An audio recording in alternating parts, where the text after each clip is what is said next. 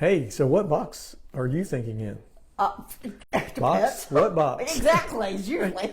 We've got a different approach today. We generally are talking about a cognitive bias or a mental model. Okay. And We'll be talking about in this that. case, we're talking about the same kind of the same name for the same thing in two different frameworks. Who knew? Used two different ways. So used kind of in a less effective manner or a more effective manner. Automatic or intentional is really the truth. We're John and Connie Cooter with Cooter Consulting Group, and we're talking about the framing effect today. The framing effect. So this is a cognitive bias. Okay. This is where people choose between usually two options that's based on whether they're presented in a positive or negative focus. Okay. Okay, so here's an example. We're going to go back to our friends Kahneman and Tversky. They are credited with creating the field of behavioral economics. And Daniel Kahneman wrote the book called Thinking Fast and Slow, and where he talks about our two systems. Yeah, fast system, kind of our autopilot system that gets stuff done and keeps us alive, and then the slower system where we really think about stuff. Ooh. Okay, so they did a study a long time ago in which the participants were told that 600 people had a deadly disease. This is kind of a thought experiment. Okay. So there's 600 people got a deadly disease, and they're asked to choose between two treatments. Okay. Treatment A had a 33% chance of saving all 600 people. Okay. And a 66% chance of saving no one. Everybody, they would all die. Okay. Treatment B, I know. We're going to simplify it. Believe me. Treatment B had a 33% chance that no one would die, but a 66% chance that everyone would die. Okay, you're looking at, I'm hoping that your brain is saying, well, wait, aren't those the same? The same? Exactly. They are exactly the same. That's the point. They are exactly the same outcome, but they're presented with a different framework. And you did notice that. Good job. The only difference is the language used. Okay. So with positive framing, they talked about, the first one, treatment A, talked about saving lives. We can save 600, all 600, or save nobody. Okay. Whereas the second one talked about how many people would die. Okay. Right? All right. So an even simpler way of talking about it. I get it. It's save versus die. Treatment A saves 200 lives. Treatment B, 400 people die. Okay. But they're exactly the same treatment. Right. Okay. But when people took this test or were given this choice, 72% chose treatment A. 72%. Because it was framed positively. It talked about saving lives versus letting people die. Okay, we've talked about the loss aversion bias before, and this is a great example of how it comes into play. We are twice as loss averse as we are gain positive. In other words, we'll work twice as hard or focus twice as much attention on avoiding a loss as on getting the exact same gain. Right? We're 2 times more likely to try to avoid losing $100 than we are to try to gain $100.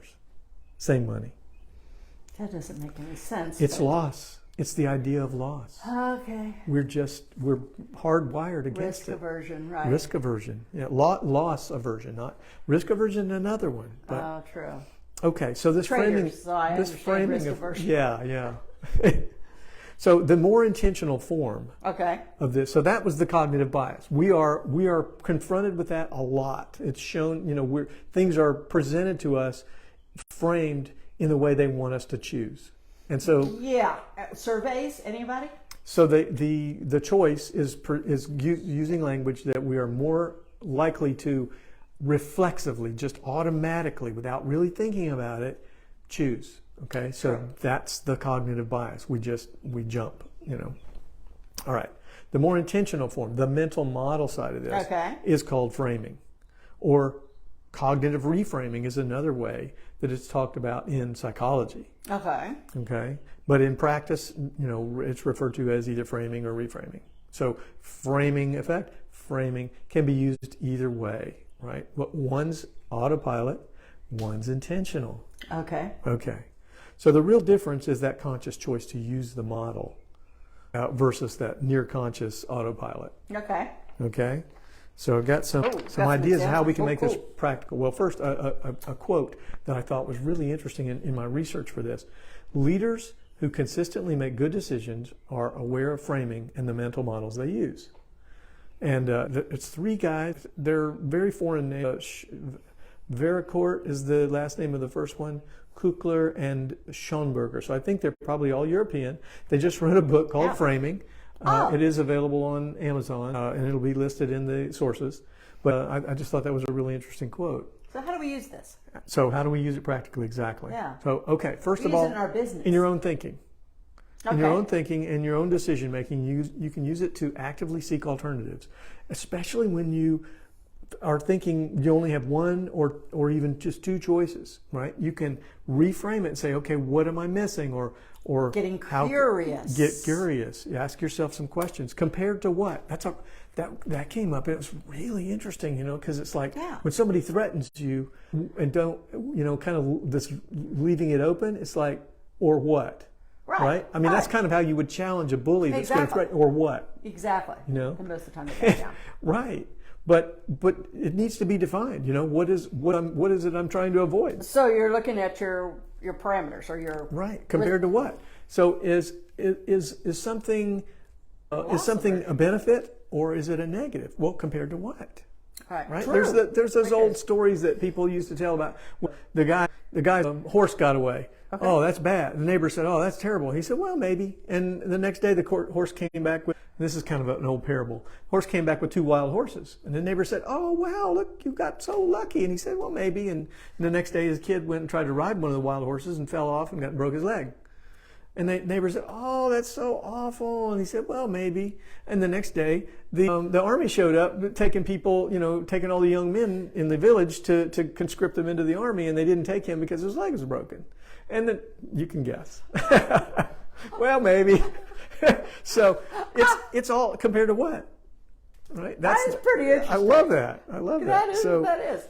So we're going to be playing with this. Yes. Personally. So questions like that can lead you to be more aware of your unconscious framing that you're doing to yourself, because we do it to ourselves too. No. What about comparing when we're thinking about buying a car? So we're looking at kind of a midline car, and we look at all the features of it, and then we go look at like an ultra deluxe luxury car. Oh, yeah. Oh my God! Now the one we're looking at that we thought was so cool, now it doesn't have this, it doesn't have that, right? So it's compared to what? But if you compare it to 6 equal competitors, now you can really gauge it. That's what we call apples to apples. Right. Okay, that's framing. Okay. That's using it intentionally for a clear purpose. Okay, I get that. Okay. You can also use it as an entry point to other mental models. It's sort of like this overarching description of what mental models are. All of the mental models are different frameworks, different ways of looking at things. True. And so when we think about this framing or reframing, okay, what am I trying to solve here, and how else could I look at it? What frameworks could I use? What would be most effective here in a way to look at it? So, maybe it's, one of the other models like first principles thinking, or, I'm drawing a blank now. But, there's like over 100 mental models or more. So, take a pick. This would be a way of, okay, well, what would be an effective way to reframe this from the list of tools that I've got? But just that thought process is better than just, taking the first thing that comes to mind. Right. Okay. So, understanding. Decisions. Yes, those snap decisions. That's getting back into knowing that we have the two systems, knowing that we have these cognitive biases, and that we're hardwired to make snap decisions because that's what's kept us alive. We need to, one of the frameworks is this a time to just go with my gut, or is this a time to really stop and think about it? Yeah, think about that in a restaurant. I was just thinking, you've got a waitress or a waiter standing there, waitstaff standing there, kind of going, have you made a decision yet? You're going, sure, I'll take this. And you go back and you go, oh, why the hell did I order this? Exactly. When reframing it would be, changing the context a little bit. I need another minute. Can you come back? Yeah. In other words, not letting yourself, not giving into pressure. Not letting yourself get locked in that box. Right.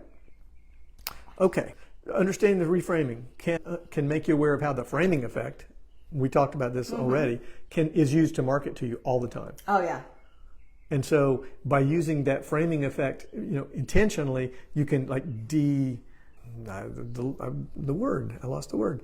You can make the framing effect smaller, cancel the effect of it. Right. By engaging. But by saying, look. Engaging this reframing. Right. Okay. How is this being used?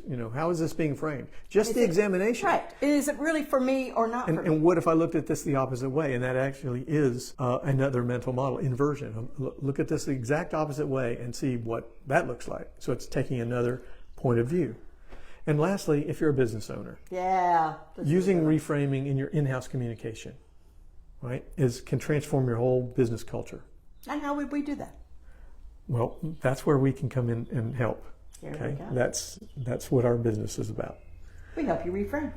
Yes, in many ways. Oh, Communication many ways. is so key.